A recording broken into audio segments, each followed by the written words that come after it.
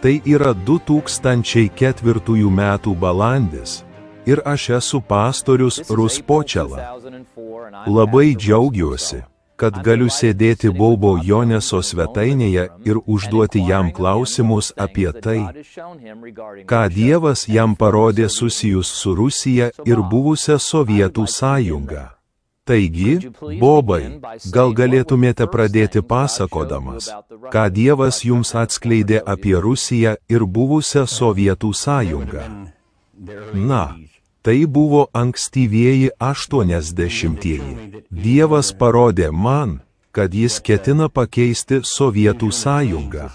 Taigi skirtingais laikais aš kreipiausi į žmones ir sakiau jiems, kad matau, jog viešpats pradeda savo tarnystę Sovietų sąjungoje.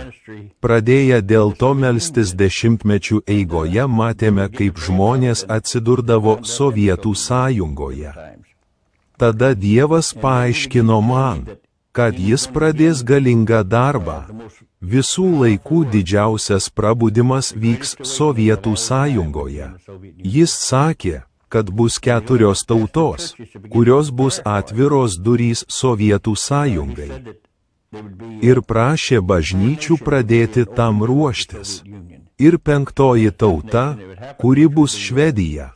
Prabudimas bus pažadintas Švedijoje, tačiau taip pat Estija, Latvija, Lietuva ir Suomija bus atviros durys į Rusiją. Man buvo parodyta, kad kaip Izraelis buvo įkaitas Babilono įkaitinime 70 metų, taip ir Rusijos įkalinimas truks lygiai 70 metų. Taip ir nutiko, bus veikiama per Rusiją, kuri išbandys visą pasaulį. Mano mokiniai palies kiekvieną pasaulio kampelį. Rusija ruošiasi pabusti. Dalykai, kuriuos Dievas man pasakė, pasitvirtino. Viskas įvyko. Apie tai savo laiku kalbėjo Terry Nichols. Vis dar vyksta pasiruošimas. Durys atsidaro ir, mano manimu, jos vis plačiau atsidaro. Kai prieš kelias savaitės pietavome, jūs minėjote, kad virš Latvijos, Lietuvos ir Suomijos jūs matėte angelą. Ar galite papasakoti daugiau, kaip tai įvyko ir ką girdėjote?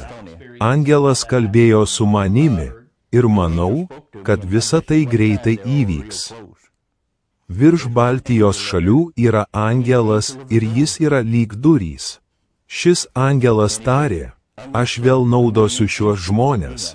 Aš atidarysiu duris į Rusiją ir šios durys bus atviros abiem pusėmis. Taigi šis angelas, kurį ten mačiau, nė iš tolo neprilygo Raudonosios armijos autoritetui.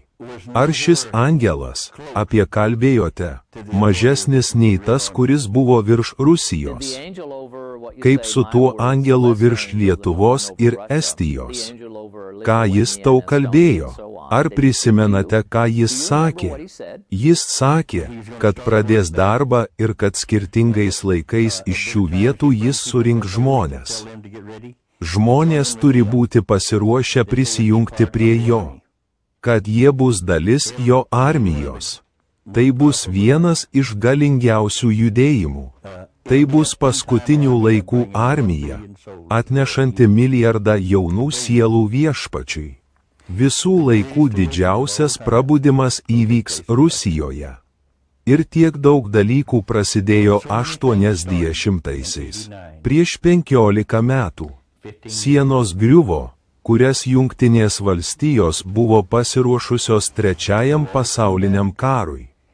Ir Rusija per naktį buvo sunaikinta.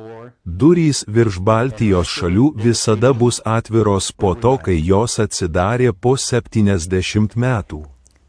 Ar jos liks atviros? Jos liks atviros. Nepaisant to, ką sakai, jos liks atviros Rusijoje. O tie, kurie arė sunkią žemę, bet anksčiau ar vėliau jie sulauks nuostabaus derliaus. Be to, Jungtinės Amerikos valstijos buvo jo davėjos. tad ir mes turėsime duonos, grįžtančios ant vandens. Kitaip tariant, mūsų pagrindinis darbas visame šiame dalyke yra remti tai, kas yra numatyta Rusijai. Nors bažnyčios steigėsi naujai ir naujai jos ten yra. Mes turime daryti tai, kas išliks. Pagrindinis paskutinių dienų pašaukimas. Pagrindinis dalykas, kurį reikia atlikti, eiti ir pakelti armiją, krikščionių armiją. Ir tai, ką norite daryti dabar, yra sėti, tu naudoji durų terminą Lietuvai, Estijai ir taip toliau. Kas tai? Tas angelas kaip durys į Dievo tikslą Rusijai ir su kaupu bus atlyginama kiekvienam, kuris įsitrauks.